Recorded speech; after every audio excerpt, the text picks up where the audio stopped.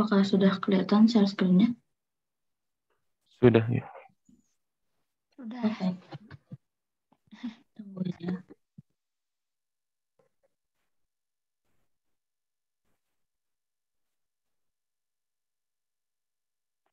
Bismillahirrahmanirrahim. Assalamualaikum warahmatullahi wabarakatuh. Yang terhormat Bapak Hadi Kosasih selaku dosen pengampu mata kuliah pendidikan kewarganegaraan, kami dari kelompok 9 akan mempresentasikan hasil diskusi kami mengenai hak asasi manusia. Sebelumnya, izinkan saya memperkenalkan anggota kelompok saya. Di sini ada Salma Hazar Azahra, ada Gemala Fitratullah, dan ada Mevita Ganistawati. Sebelum masuk ke materi tentang HAM, apakah kalian tahu bahwa ada 3.759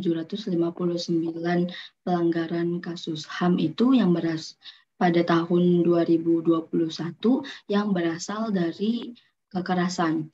Oleh karena itu, tujuan presentasi kelompok 9 ini adalah agar kita lebih paham dan mengerti apa itu HAM dan menjelaskan contoh salah satu kasus yang terjadi di Indonesia.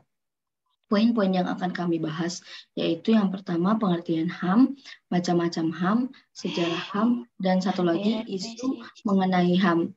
Untuk pembahasan pertama akan disampaikan oleh Mevita. Silakan.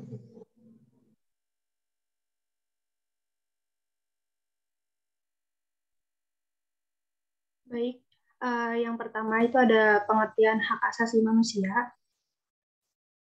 Jadi, hak sendiri itu merupakan unsur normatif yang berfungsi sebagai pedoman berperilaku, melindungi kebebasan, kekebalan, serta menjamin adanya peluang bagi manusia dalam menjaga harkat dan martabatnya. Sedangkan pengertian asasi sendiri merupakan hal yang utama, dasar, atau pokok. Sehingga hak asasi manusia itu bisa diartikan kepunyaan atau milik yang sifatnya pokok dan melekat pada diri setiap insan sebagai anugerah yang diberikan oleh Allah Subhanahu wa Ta'ala. Nah, menurut Undang-Undang Republik Indonesia Nomor 39 Tahun 1999 tentang hak asasi manusia, yang mana hak asasi manusia itu merupakan hak dasar yang secara kodrat itu melekat pada diri manusia, bersifat universal dan langgeng. Oleh karena itu harus dilindungi, dihormati, dipertahankan, dan tidak boleh diabaikan, dikurangi, atau dirampas oleh siapapun. Baik, selanjutnya akan dilanjutkan oleh rekan saya.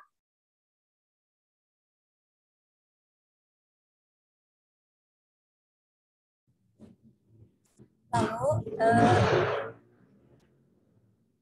ada macam-macam hak. Yang pertama itu ada hak asasi pribadi atau personal right. Hak asasi pribadi itu hak yang mencakup kebebasan dalam berpendapat, memeluk agama, dalam bergerak aktif dalam setiap organisasi dan sebagainya. Nah, contoh dari hak asasi pribadi yaitu adalah hak kebebasan mengeluarkan atau menyatakan pendapat, hak kebebasan memilih dan aktif di organisasi atau perkumpulan, hak kebebasan untuk memilih, memeluk, dan menjalankan agama dan kepercayaan yang diyakininya. Lalu, yang kedua ada hak asasi politik. Hak asasi politik yaitu hak ikut serta dalam pemerintahan, hak untuk disiplin dan memilih, hak mendirikan partai politik, dan lain-lain. Contohnya yaitu hak untuk memilih dan dipilih dalam suatu pemilihan, hak untuk ikut serta dalam kegiatan pemerintahan, hak untuk membuat dan mengajukan suatu usulan petisi. Lalu ada hak asasi hukum, yaitu hak asasi untuk mendapatkan perlakuan yang sama di mata hukum dan pemerintahan. Contohnya, yaitu hak mendapatkan perlakuan yang sama dalam hukum dan pemerintahan. Lalu ada hak untuk menjadi pegawai negeri sipil atau PNS. Lalu juga ada hak mendapatkan layanan dan perlindungan hukum. Lalu yang keempat ada hak asasi ekonomi, yaitu hak dalam membeli, memiliki, serta menjual dan dalam memanfaatkan sesuatu. Contohnya itu hak kebebasan melakukan kegiatan hal jual beli, hak kebebasan mengadakan perjanjian kontrak, hak kebebasan menyelenggarakan sewa menyewa, utang piutang, dan lain-lain. Juga hak kebebasan untuk memiliki sesuatu. Lalu yang kelima ada hak asasi sosial budaya, yaitu hak asasi untuk mendapatkan jaminan kehidupan sosial dengan aman dan nyaman serta dapat mengembangkan setiap kebudayaannya. Contohnya yaitu hak untuk mendapatkan pendidikan yang layak, hak untuk memilih, menentukan pendidikan, hak untuk mengembangkan bakat dan minat, dan hak untuk berkreasi. Slide selanjutnya. Di slide selanjutnya ada sejarah HAM.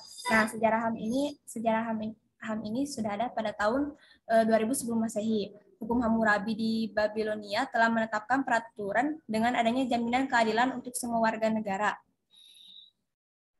Juga pada tahun 600 sebelum Masehi, Solon di Athena menjadi pembaruan undang-undang untuk memberikan perlindungan keadilan untuk masyarakat yang telah diperbudak karena tidak dapat melunasi hutangnya. Dan ini ada sejarah HAM. Yang pertama ada Magna Carta pada tahun 1215. Kelahiran Magna Carta diawali dengan pemaksaan kepada Raja John Lachlan untuk mengakui hak-hak asasi, yang isinya hak-hak masyarakat mendapatkan penghormatan dari petugas pajak dan petugas keamanan. Artinya, tanpa adanya bukti yang kuat, masyarakat tidak akan mendapatkan perlakuan yang tidak adil. Lalu yang kedua, Petition of Right.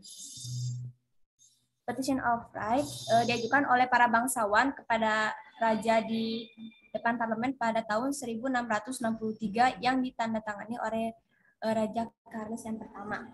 Isi dokumen Petition of Right secara garis besar menuntut hak-hak yang pertama, pajak dan pungutan istimewa harus disertai persetujuan. Lalu yang kedua, ada warga negara tidak boleh dipaksakan menerima tentara di rumahnya. Yang ketiga, tentara tidak boleh menggunakan hukum perang dalam keadaan damai. Yang ketiga ada Habeas Corpus pada tahun 1679. Nah, pada masa pemerintahan Raja Charles yang kedua, Habeas Corpus sangat penting, terutama bagi perkembangan pengertian hak-hak manusia yang memuat yang pertama, hakim harus menunjukkan orang yang ditangkapnya lengkap dengan alasan dari penangkapan itu. Lalu yang kedua, orang yang ditangkap diperiksa selambat-lambatnya 2 hari sesudah ia ditangkap. Lalu ada Bill of Rights. Menurut Bill of Rights, manusia pada dasarnya memiliki kesetaraan yang sama di hadapan hukum.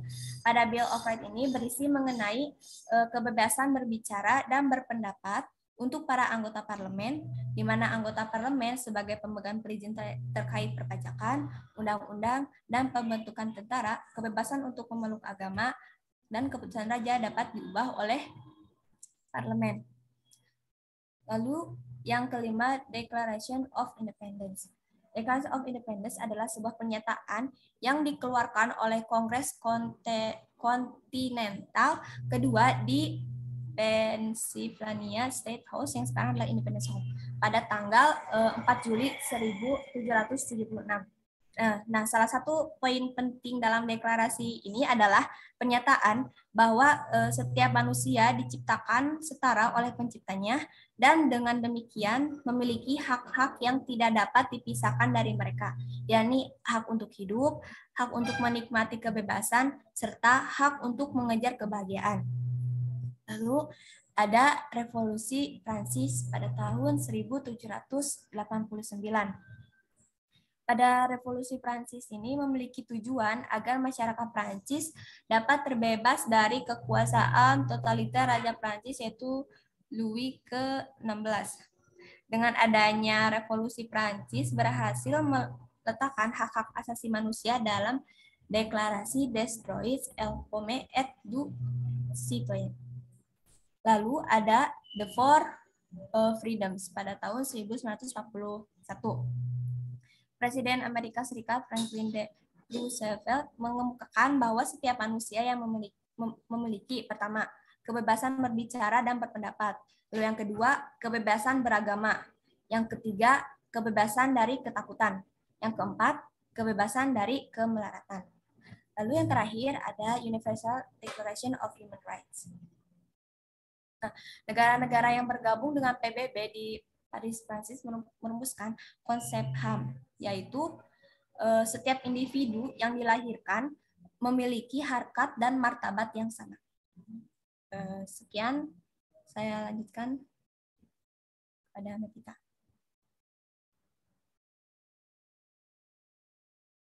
Baik, selanjutnya ada perkembangan hak asasi manusia. Seperti yang kita ketahui, Indonesia itu kan mengalami masa penjajahan selama berabad-abad. Nah, pada penjajahan rakyat itu dibentuk menjadi 3 strata sosial. Dengan adanya strata sosial tersebut, terjadilah diskriminasi dari berbagai aspek kehidupan. Nah, ada 3 strata sosial, yaitu masyarakat Eropa menjadi kelas pertama, masyarakat Timur Asing, Cina, India, Arab sebagai kelas kedua, dan masyarakat pribumi sebagai kelas ketiga. Nah, pada stratifikasi inilah membuat kalangan atas mendiskriminasi kepada golongan yang bawah. Dengan adanya hal tersebut, membuat bangsa Indonesia memperjuangkan hak-hak sebagai seorang manusia, seperti pada momentum Kebangkitan Nasional, Proklamasi Kemerdekaan Nasional, Sumpah Pemuda, dan momentum lainnya. Nah, kemudian pada tahun 1993 berdasarkan keputusan Presiden nomor 50 tahun 1993 dibentuklah Komisi Hak Asasi Manusia. Kemudian prinsip dan basic konsep pengembangan hak asasi manusia. Konsep mengenai hak asasi manusia di Indonesia yaitu yang pertama ada proklamasi. Nah, proklamasi itu kan merupakan sebuah tonggak awal dalam semangat dan upaya penegakan dan perlindungan terhadap hak asasi manusia. Yang kedua itu ada pembukaan Undang-Undang Dasar 1945. Nah, pada alinea pertama pembukaan Undang-Undang Dasar 1945 berbunyi bahwa kemerdekaan itu adalah hak segala bangsa. Nah, menurut Noto Nagoro, manusia itu sebagai individu mempunyai hak kodrat dan hak moral untuk berdiri sebagai pribadi atau hidup bebas. Yang ketiga itu ada Pancasila. Nah, konsep hak asasi manusia dalam Pancasila berpijak pada sila kedua dalam Pancasila, yaitu kemanusiaan yang adil dan beradab. Baik, selanjutnya akan dilanjutkan oleh rekan saya.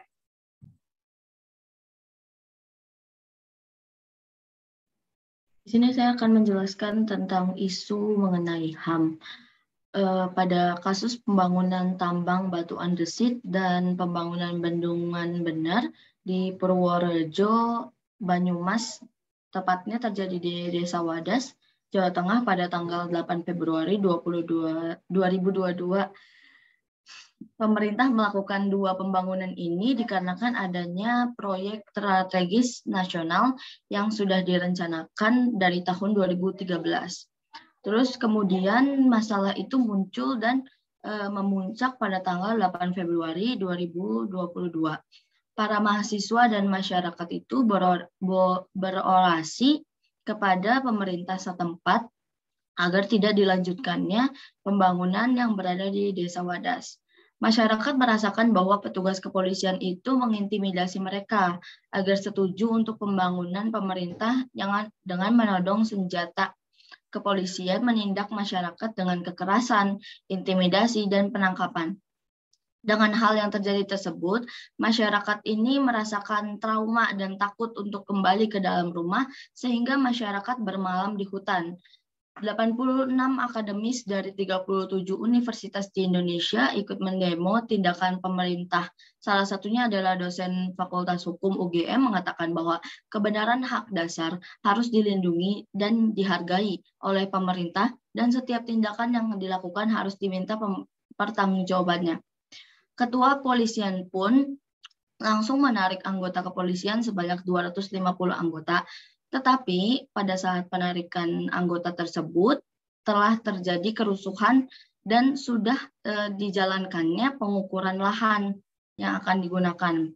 Petugas dari pemerintahan pun menanyakan kepada masyarakat apa yang telah terjadi dan bagaimana caranya agar bisa damai. Kemudian warga petugas itu menanyakan kepada masyarakat yang kontra akan pembangunan tersebut itu, apa keraguan dan kegelisahan masyarakat yang dialami jika ada pembangunan penambangan dan bendungan tersebut. Masyarakat yang kontra akan pembangunan tersebut menyatakan bahwa wilayah tersebut adalah wilayah kerja mereka, yang di wilayah situ merupakan sawah, yang mayoritas pekerja di daerah tersebut adalah petani. Sementara masyarakat yang pro akan pembangunan bendungan bener dan pembangunan tambang batu andesit itu mengatakan bahwa wilayah tersebut dibayar dengan semestinya. Tetapi waktu sudah pengukuran dan lain-lain, pemerintah itu belum menyerahkan biaya tanggung jawab yang semestinya. Pada masyarakat yang kontra akan pembangunan, sebanyak 64 orang itu ditangkap oleh kepolisian dengan ditodongnya senjata api di kepala mereka.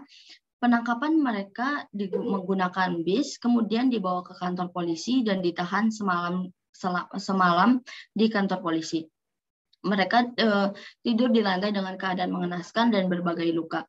Hal ini diungkapkan oleh Pak Yayak Yatmaka, juga seorang aktivis dari Orde Baru yang tertangkap oleh polisi juga. Pada pembuatan bendungan bener ini, masyarakat kontra akan hal itu dikarenakan terjadinya perusakan alam yang terjadi di desa mereka, sehingga lahan tersebut tidak bisa digunakan untuk menghidupi keluarganya. Dan pihak kepolisian dan pemerintah sangat seenaknya kepada masyarakat karena sebagian masyarakat yang ada di sana tidak setuju dengan adanya pembangunan bendungan, dan mereka mengungkapkan bahwa pengukuran itu tidak dilakukan secara semestinya.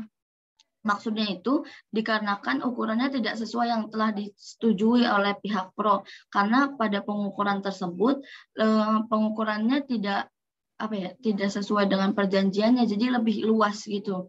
Pada pengukuran tersebut terjadi pengukuran yang lebih luas sehingga masyarakat yang pro akan pembangunan tersebut merasa dikhianati. Pada informasi yang diberikan media massa juga beredar bahwa aparat kepolisian yang mengatur pengukuran lahan sangatlah banyak dan tidak semestinya. Dan informasi yang berada di media massa menjelaskan seharusnya pengukuran yang dilakukan tidak dilakukan karena masyarakat itu masih terlibat sengketa. Nah, tindakan polisi tentunya melanggar hukum HAM, karena tindakan polisi yang melanggar hukum HAM yaitu yang pertama tindakan kekerasan sehingga membuat masyarakat mempunyai luka-luka, yang kedua adalah intimidasi, yang ketiga adalah penangkapan. Tentunya pelanggaran HAM ini terdapat di pasal di UUD tahun 1945 pasal 28 ayat 2, UUD 39 tahun 1999 dan UU nomor 26 tahun 2000.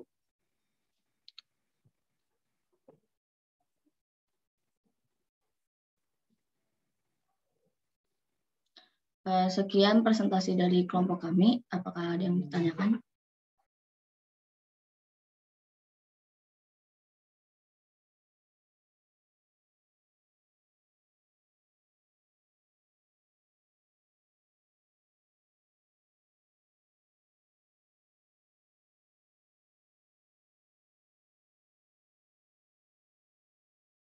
Iya, silakan Ripa.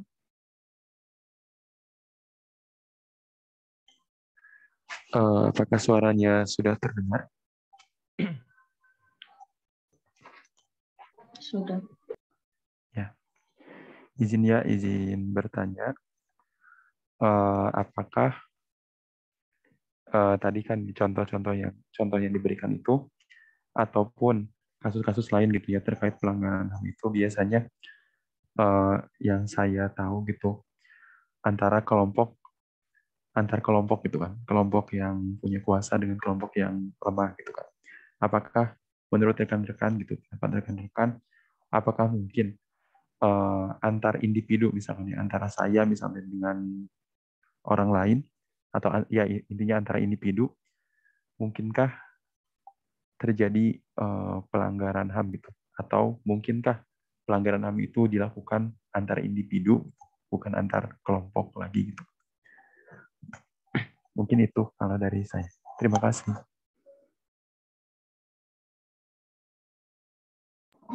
Tadi pertanyaannya jika pelanggaran HAM itu terjadi antar individu gitu ya, Pak? Ya, mungkinkah pelanggaran HAM itu dilakukan antar individu? Itu kurang lebih. Oke, saya langsung jawab aja. Mungkin, karena kalau kita melakukan kekerasan itu kan merupakan pelanggaran HAM, karena tadi dijelaskan oleh Salma itu ada HAM yang dibawa sejak lahir gitu. Nah, kalau misalnya kita contohnya aja pada pada kasus-kasus yang terjadi pembegalan gitu. Sekarang kan banyak banget gitu begal-begal yang sendirian ataupun yang bawa kelompok. Ini kan contohnya sendiriannya. Nah, pernah terjadi di sini di Kota Cirebon itu ada pembegalan yang dilakukan sendirian. Jadi Jadi ada cewek itu hampir jadi korban begalnya itu termasuk ke pelanggaran HAM sih kalau misalnya ia terbunuh gitu. Jadi pasti mungkin ada pelanggaran HAM yang terjadi antara individu sama individu, kelompok sama individu, dan kelompok sama kelompok pasti terjadi. Karena kasus HAM itu nggak cuma 1-2, tadi yang saya telah jelaskan itu pelanggaran kasus HAM itu ada 3.752 tadi kalau nggak salah. Nah, itu sangat memungkinkan bahwa adanya individu dengan individu.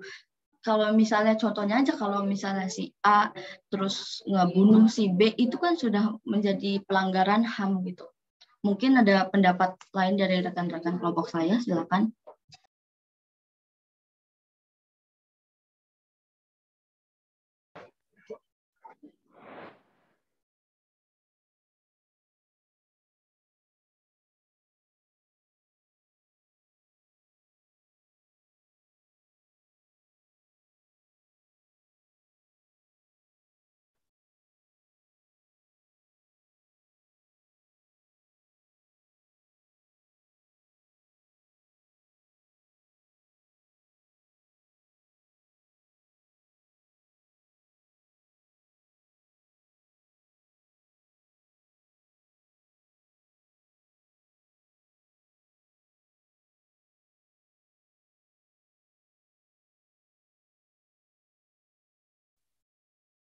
Mungkin bisa dibuka dulu pertanyaan yang lain nih Pak, biar tidak banyak break seperti ini. Itu ada yang dari XR tuh. Ya, silakan. Assalamualaikum warahmatullahi wabarakatuh. Sebelumnya, perkenalkan, nama saya Sofia Ismanurjana dari kelas B Ikhtiar. Nah, sebenarnya kita tahu bahwa HAM ini juga melindungi hak perempuan. Namun, di zaman sekarang, saya rasa sebagai perempuan kita masih merasa tidak aman. Dengan hal ini terbukti, zaman sekarang masih banyak perempuan yang dilecehkan dan lain sebagainya. Apa sih langkah pemerintah yang diambil guna melindungi dan meningkatkan perlindungan hak perempuan, dan apa saja hukum undang-undang HAM yang melindungi hak para perempuan? Terima kasih.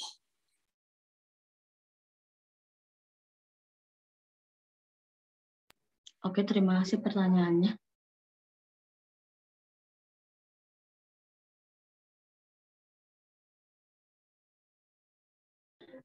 Pertanyaannya itu upaya pemerintah dalam HAM yang terjadi kekerasan ke wanita, begitu? Iya, sama itu hukum undang-undangnya juga. Oke. Kita kan akhir-akhir ini mendengar tentang pengesahan undang-undang, kalau nggak salah saya pernah mendengar beritanya, undang-undang mengenai kekerasan pada wanita itu, seperti yang saya sudah baca di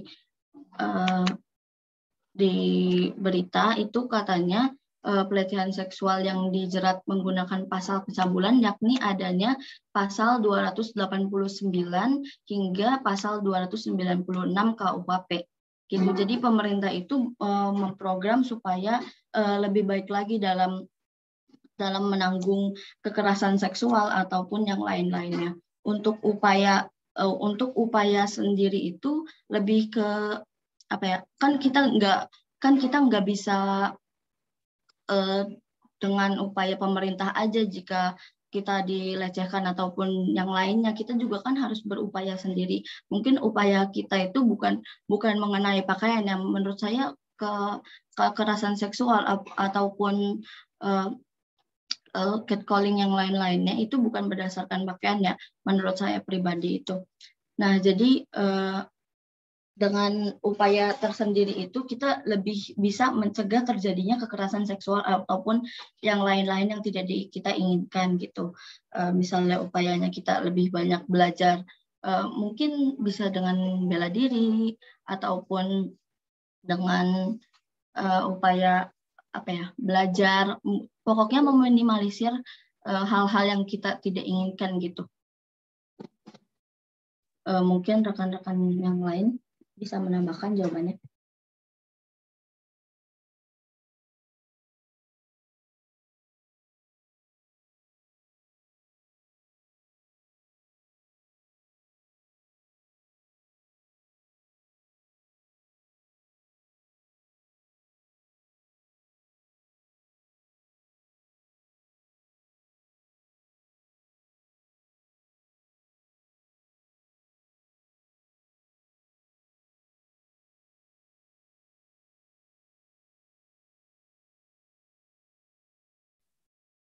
Oke, sambil nunggu komentar dan sambil menunggu mungkin pertanyaan yang lain, tolong teman-teman yang lainnya ya, kita masih ada waktu untuk berperan aktif ya. Kalau tidak muncul dari kalian ini masalah-masalah ini akan sulit untuk kita bahas ya.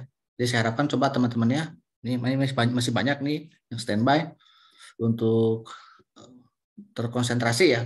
Anda memahami isu-isu mengenai hak asasi manusia. Oke, yang pertama ya, pertanyaan pertama mengenai ini harus Anda pahami gitu ya, antara perbuatan melanggar HAM ya dengan penegakan HAM itu sendiri gitu ya. Kalau perbuatan melanggar HAM ya antar individu misalnya ya, seperti kejahatan dan lain-lain gitu ya, itu kan bagian dari pelanggaran HAM ya. Kalau kita kaitkan dengan masalah hukum misalnya kan, kalau berbicara penegakan adalah berbicara masalah penegakan hukum juga. Nah, ini yang harus Anda pahami mengenai perbedaan dan persamaan antara hukum dan HAM maupun penegakannya. Ya. Pada prinsipnya, ini berbicara prinsip dulu ya. Semua pelanggaran hukum adalah pelanggaran HAM. Ya. Tetapi tidak semua pelanggaran hukum, tidak semua pelanggaran, tidak semua kejahatan itu akan masuk kategorinya ke dalam penegakan HAM. Nah, kalau kasusnya individu misalnya, kejahatan biasa itu kategorinya ke pidana umum. Kita punya undang-undang hukum pidana ya, nah yang namanya KUHP yang sekarang juga masih dibahas. Termasuk tadi membahas masalah yang lebih serius mengenai perlindungan terhadap kaum perempuan. Walaupun sekarang memang sudah banyak ya berbagai macam instrumen HAM untuk kaum perempuan ya. Karena banyak sekali isu-isu gender, ya, isu-isu feminisme dan sebagainya. Itu yang pertama ya, yang dari kepala dulu mengenai penegakannya. Nah, sementara berbicara masalah kasus yang masuk ke dalam kategori penegakan HAM adalah pelakunya adalah institusi, gitu ya. Katakanlah negara. Contoh kasus Wadas tadi ya, itu salah satu bentuk pelanggaran HAM yang masuk kategori penegakan HAM. Karena dari korban dan pelakunya institusi, bukan individu, ya, bukan antar individu. Karena itu katakanlah kepolisian ataupun negara melakukan kekerasan terhadap warga. Itu sebuah kejahatan, sebuah pelanggaran hukum, tapi kategorinya itu pelanggaran HAM atau kejahatan HAM. Sementara kalau individu biasa mah itu nanti ada instrumen hukum yang lainnya, yaitu undang-undang hukum pidana biasa ya, atau masuk ke dalam pidana umum. Ya, jadi itu secara prinsip ya hukum dan HAM itu ya, semua pelanggaran hukum adalah pelanggaran HAM. Bahkan sanksi atas hukuman pun misalnya orang ketika bersalah itu kan disanksi, dipenjara, dihukum mati. Penjara maupun hukum mati adalah melanggar HAM juga sebenarnya, gitu. Membatasi hak orang. Masa orang yang bebas harus dipenjara? Masa orang yang bebas harus dihukum mati? Tetapi dalam konteks sanksi, makanya hukum atau HAM itu dapat dikesampingkan. Jadi kalau berbicara ada orang dihukum mati karena bersalah, ya, kita jangan memikirkan HAM, itu beda urusan ya. Atau dapat dikesampingkan. Termasuk orang yang dipenjara. Walaupun muncul perdebatan apakah hukuman mati itu melanggar HAM atau tidak ya. Beberapa negara ada yang menganut mazhab tidak lagi memberlakukan hukuman mati. Tapi Indonesia sekarang kita memberlakukan hukuman mati ya sebagai instrumen hukum di Indonesia ya. Nah, itu nanti ada perbedaan pandangan. Tadi Anda kan membahas mengenai bagaimana HAM itu muncul dari perkembangan Barat ya. Jadi yang universal. Katakanlah dunia Barat memiliki pandangan-pandangan mengenai humanisme ya. Nah, bedanya dengan kita Indonesia, tidak semua isu-isu HAM di dunia internasional itu dapat kita telan mentah-mentah. Ya. Karena berbeda pandangan dasarnya. Karena orang-orang Barat itu memandang HAM sebagai humanisme individu. Ya. Manusia yang bebas sebagai makhluk yang bebas, tanpa ada yang membatasi. Baik itu manusia lain, termasuk Tuhan itu sendiri. Tadi ada yang kurang lengkap ya. Indonesia melandasi HAM-nya adalah dari Pancasila, betul sila kedua. Tapi apakah hanya sila kedua? Ingat, kita punya sila Pertama, selama manusia bebas itu tidak bertentangan dengan hukum agama, dengan hukum Tuhan, itu adalah bagian dari penegakan HAM juga. Sehingga kadang-kadang berbeda ya, dianggap kalau kita misalnya membawa hukum agama dalam konteks hukum nasional, dipandang, wah itu tidak sesuai gitu kan, wah itu melanggar HAM. Padahal kita bukan melanggar HAM, karena agama membatasi ya, tidak semua perbuatan manusia itu juga baik gitu kan. Makanya isu-isu HAM di dunia barat ya, hamburger istilahnya ya kalau di barat itu. Salah satu mungkin isu-isu gender, isu-isu feminisme, termasuk LGBT, itu kan bagian dari perjuangan HAM kalau mereka yang memiliki sudut pandang barat. Tapi kalau Indonesia selama kita meyakini bahwa Pancasila sila pertama sebagai landasan bernegara, tentunya kita jangan hanya memandang manusia saja, lihat agama bagaimana mengajarkan manusia itu sendiri kan gitu. Jadi itu ada batasan-batasan yang harus dipahami ya. Walaupun banyak perdebatan, misalnya sekarang ada orang yang membela kaum LGBT dengan berbagai alasan, ya kita tetap berpegang teguh.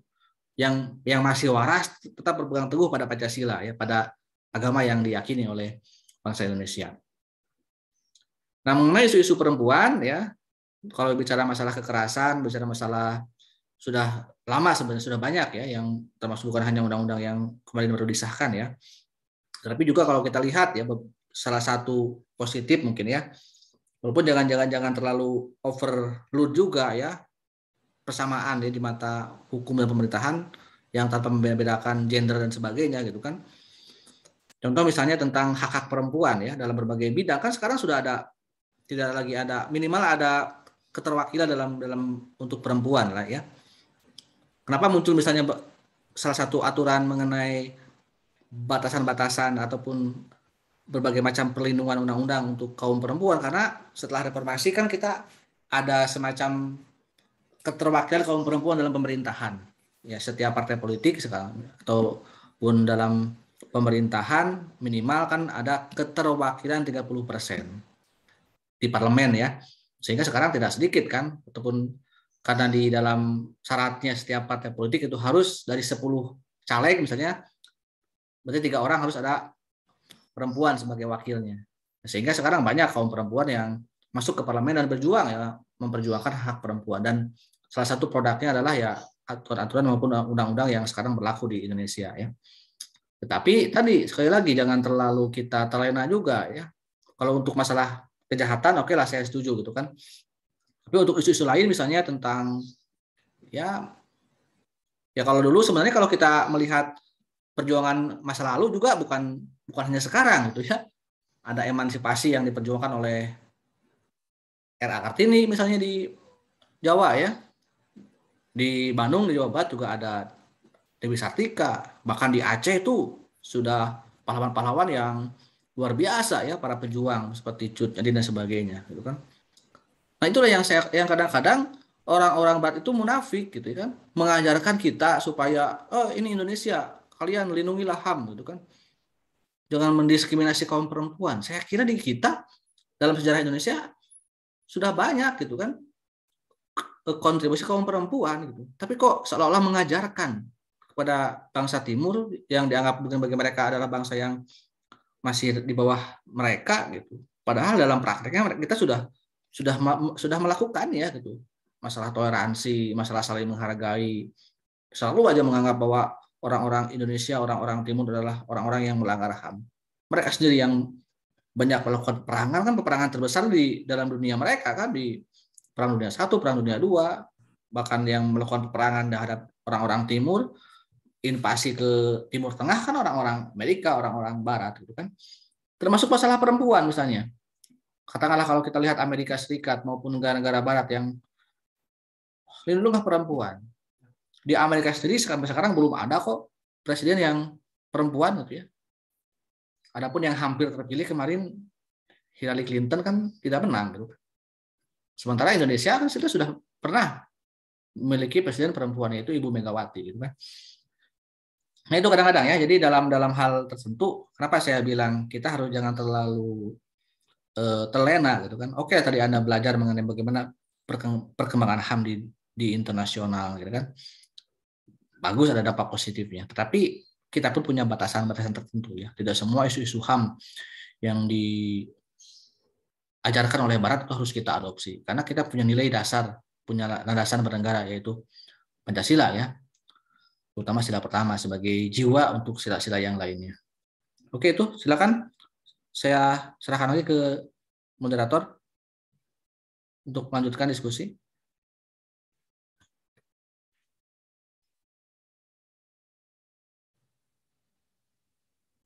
Baik, teman-teman, ada yang ingin dipertanyakan kembali?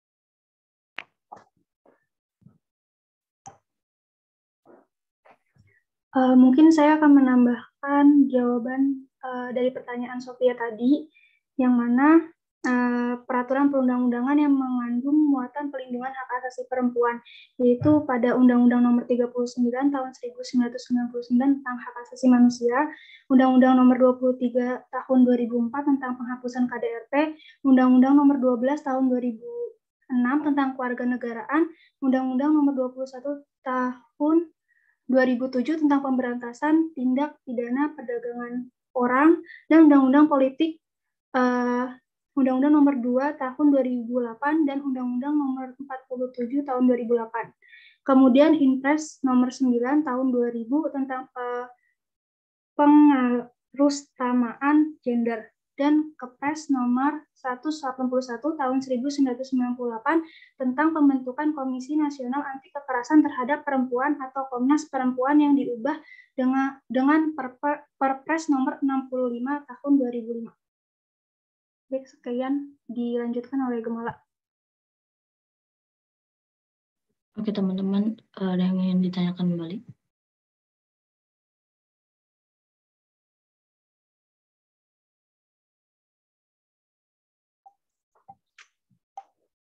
Izin masuk.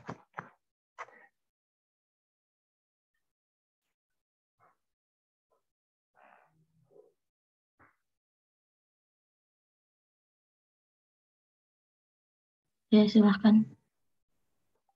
Ya, ini menyambung tadi ya dari Bapak bahwa HAM di kita itu ya landasan dasarnya gitu. Kita juga harus ingat bahwa kita punya sila yang pertama ya terkait ketuhanan yang Maha Esa. Tadi disampaikan terkait LGBT gitu kan. Mengingat landasan HAM kita itu tidak hanya sila yang kedua gitu, tapi ada juga ya ada sila yang pertama. Menurut pandangan rekan-rekan, apakah aturan mengenai LGBT itu lebih baik gitu untuk dibuatkan hukum positifnya atau bagaimana ya pandangan dari rekan-rekan?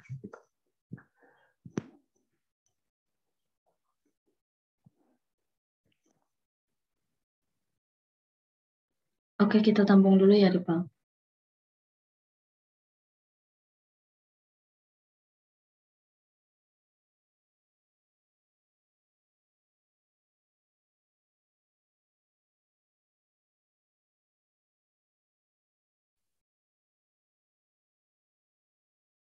Jadi saya sedikit meluruskan ya biar teman-teman yang ini bisa memahami itu ya. Jadi yang dimaksud di PAL itu ya, sekarang kan memang sedang ada perdebatan gitu ya, bahwa LGBT ini di kita kalau istilah Sundanya nggak gantung ya, jadi menggantung gitu ya, secara hukum ya. Kita kan negara hukum. Sementara untuk pelaku LGBT kan tidak ada payung hukum ya, baik yang melegalkan. Kalau kan cuma dua pilihan ya. Kalau apakah kita ini mau melindungi kaum LGBT? Kalau melindungi berarti hukum di kita akan ada aturan melegalkan pernikahan sesama jenis misalnya. Sepertinya di negara-negara Barat. Kalau kita negara yang menganut itu, atau sebaliknya, kalau dianggap itu adalah sebuah kejahatan berarti pelaku LGBT akan dipidana, akan dihukum sebagai salah satu bentuk kejahatan gitu. Itu maksudnya ya yang dijadikan hukum positif. Nah, itu yang diminta mungkin oleh rival untuk kita berpikir ya, bagaimana menurut kita baiknya gitu, pandangan mahasiswa itu seperti apa sih untuk LGBT, apakah dilindungi atau dianggap sebagai sebuah kejahatan? Itu ya.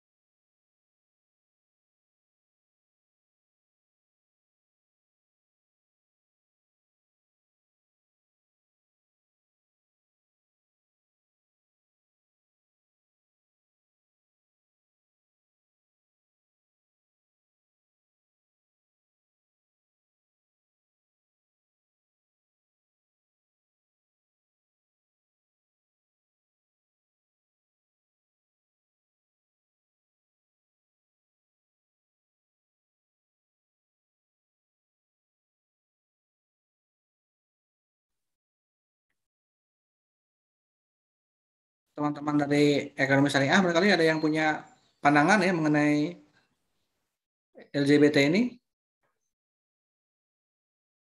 Halo nih, biar kita punya pengetahuan ya, punya fondasi yang kuat gitu ya.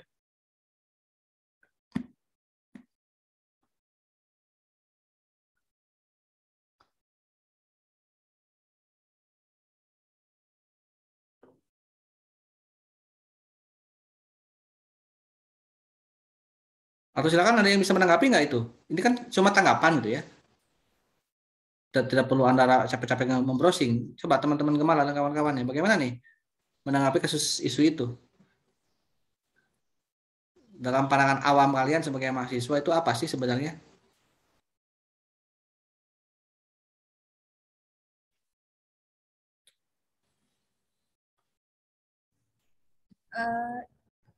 Izin menjawab, kan memang benar setiap manusia mempunyai kebebasan masing-masing. Tetapi jika ditelaah lebih dalam kan bahwa kebebasan yang dimiliki berbanding lurus dengan batasan yang harus dipenuhi juga gitu, seperti apakah ini tuh melanggar agama atau melanggar kesusilaan, apakah ini melanggar kepentingan umum, seperti itu. Nah, makanya perlukah itu dijadikan sebagai hukum positif, kan itu pertanyaannya. Kan dua pilihan kalau dijadikan hukum positif. Dilindungi ya sebagai salah satu hak mereka untuk dilindungi misalnya. Akhirnya kita melegalkan mengakui kaum LGBT sebagaimana manusia yang lain ya. Ada pernikahan antara Ujang dan Asep dan kedepannya. Kalau kita mau melindungi mereka ya. Atau mau dianggap sebagai suatu kejahatan. Berarti pelaku LGBT kalau itu melanggar berarti akan dikenakan sanksi pidana. Sama dengan tindakan pidana yang lain gitu. Izin menambahkan ya Pak, kalau menurut pendapat saya pribadi itu mengenai kasus LGBT, saya nggak kayak kurang setuju kalau misalnya LGBT itu disahkan gitu. Jadi mengacu pada sila pertama yang ketuhanan yang Maha Esa gitu, maksudnya kayak yang kita tuh mayoritas Islam yang seperti kita tahu bahwa Islam itu tidak diperbolehkan itu LGBT. Oleh karena itu saya tidak mendukung adanya pelegalan LGBT gitu Pak. Nah menurut saya jadi LGBT itu termasuk ke dalam kasus yang kasus kekerasan, bukan kasus kekerasan ya, kasus kesusilaan gitu Pak. Menurut saya pribadi pandangannya seperti itu. Mungkin ada pandangan yang lain teman-teman.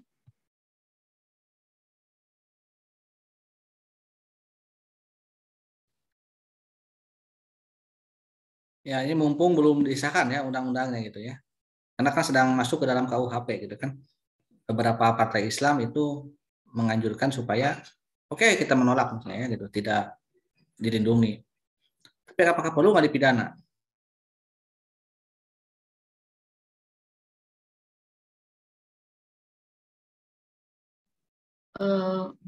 Gimana Pak? Kalau menurut pendapat saya pribadi, kalau misalnya dipidana juga agak gimana gitu ya Pak? Bukan kan LGBT itu pelanggarannya ke asusila gitu, kayak yang kan pernikahan itu yang di pasal 1 Undang-Undang Nomor 1 pada tahun 1974 itu mengungkapkan bahwa pernikahan itu adalah pria dengan wanita gitu. Kalau misalnya menurut pendapat saya pribadi, untuk dengan adanya masuk ke penjara gitu agak kurang setuju ya Pak. Mungkin mereka dipindahkan saja gitu ke negara yang lainnya. Gimana? Soalnya jika misalnya contohnya aja kayak Ragil ya dengan suaminya itu, kan tidak ada kekerasan, tidak ada apapun yang tidak melanggar HAM gitu. Jadi kalau misalnya di penjara agak gimana gitu ya Pak. Soalnya dia kan tidak melanggar gitu, melanggar dalam sisi hukum kekerasan ataupun yang lainnya gitu. Dia kan melanggar hukum agama gitu. Oke ya, terima kasih. Mungkin ini harus kita pahami juga gitu ya. Oke, kita ini negara hukum ya, dalam konteks rule of law ya. Dan kita memiliki sumber hukum atau sumber dari segala sumber hukum, bahkan dianggap sebagai pandangan hidup, ya, sumber nilai, yaitu ya Pancasila. Ya. Jadi kan dalam konteks kehidupan itu memang ada dua sisi, gitu kan, bukan hanya hukum positif, tapi juga ada nilai dan norma serta moral, gitu kan. Walaupun kita ini negara hukum, gitu kan, bukan berarti tanpa moral, gitu kan. Bukan berarti moral itu tidak penting, nilai itu tidak penting. Nah ini yang salah, yang membuat kita atau orang-orang banyak yang keliru, karena menganggap bahwa oke, Indonesia itu negara hukum, bukan negara moral, bukan negara etika. Memang nggak dituliskan negara hukum, lalu mengecualikan nilai dan norma. Itu kan yang berat, gitu kan. Yang namanya nilai dan norma itu yang disebut tadi kesusilaan itu adalah yang dibutuhkan adalah kesadaran, ya. Bukan paksaan. Sementara hukum kan paksaan. Artinya bahwa hari ini mungkin kalau kita simpulkan kenapa banyak hal-hal yang semakin aneh dunia ini, gitu kan, karena memang hilangnya kesadaran moral, gitu kan. Dan kalau orang sudah sadar akan moral mah mungkin tidak perlu ada perdebatan, sudah sadar, sudah otomatis. Oke, ini Pancasila loh. Ada sila pertama. Menurut agama yang mayoritas misalnya, ataupun semua agama menganggap bahwa itu perilaku yang menyimpang. Oke, itu stop. Itu perbuatan yang tidak baik. Tapi kan malah sebaliknya. Sekarang orang terlalu ya sok-sokan. Kan ini negara hukum dan sebagainya. Gitu. Nah ini yang mungkin yang harus kita pahami gitu kan. Bahwa bukan berarti nilai norma itu hilang sama sekali kan gitu. Dan ya, yang namanya Pancasila itu tidak semua nilainya itu masuk ke dalam produk hukum gitu kan, dan memang tidak perlu gitu kan. Dan bukan hanya masalah LGBT, masalah orang yang tidak beragama aja kan tidak diatur dalam undang-undang misalnya ya. Negara menjamin kehidupan beragama misalnya ya, dan sebagainya. Atau negara berdasar pada ketuhanan yang Maha Esa. Lalu di masyarakat ada orang yang tidak beragama. Apakah itu dihukum? Ya kan tidak. Artinya pandangan moral kita dianggap bahwa perbuatan yang orang yang tidak beragama berarti itu adalah orang yang tidak baik secara moral bangsa kita. Gitu. Dan bagi mereka yang tidak beragama jangan merasa nggak dilindungi, gitu kan? Jangan merasa minta lebih, gitu kan? Karena kalau ingin minta persamaan hak, justru yang akan muncul ya keresahan di masyarakat. Sama dengan kaum LGBT ya. Mereka punya perbedaan mungkin kelainan, bahkan penyimpangan seksual gitu kan. Lalu meminta supaya diakui eksistensinya. Ya yang muncul adalah tadi gitu kan. Keresahan di masyarakat gitu kan. Jadi tidak perlu ya semuanya ke dalam ke dalam kategori hukum positif gitu kan. Kalaupun memang sekarang ada yang berpandangan itu perlu, tentunya harus dengan secara bijak ya menyikapinya. Sama halnya dengan kasus narkoba kan. Narkoba kan kasus hukum yang dianggap kejahatan luar biasa gitu kan. Tapi kan yang menjadi pelaku kejahatannya bukan pemakai narkobanya tetapi pengedarnya gitu. Adapun para pemakainya itu kan nggak langsung dihukum tapi direhabilitasi ya. Punya yang namanya BNN. Itu mungkin yang bisa lebih bijak gitu ya. Sama ada ketika misalnya BNN-nya versi mungkin orang LGBT. Apakah di sana peran agama ataupun peran-peran ilmu kesehatan dan lain-lain ya. Tapi kan ini orang-orang ada 2 fakultas ya, yang satu fakultas kesehatan, satu fakultas agama. Tentunya itu yang nanti mungkin bisa menjadi win-win solution ya dalam menyikapi masalah itu.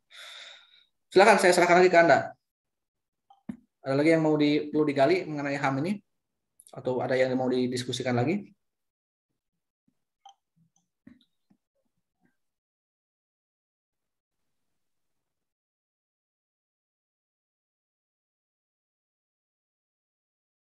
Silakan moderator.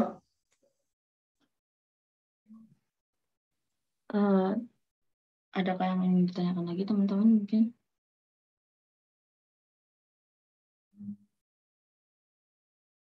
Oke lah, silakan aja untuk disimpulkan aja ininya diskusinya. Ya, silakan Salma kesimpulannya.